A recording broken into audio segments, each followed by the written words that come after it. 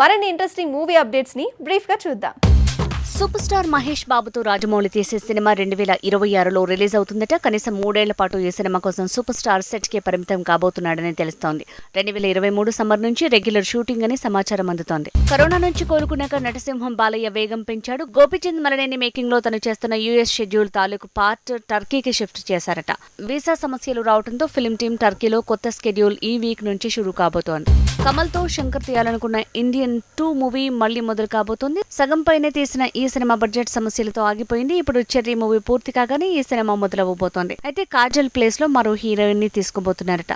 Samantha Bollywood hero Ayushman ఖురానాతో జోడీ కట్టబోతోంది. Already the family man తో north లో క్రేజ్ ని క్రియేట్ చేసుకున్న తను ఇప్పుడు వరుసగా హిందీ ఆఫర్లతో బిజీ అయింది.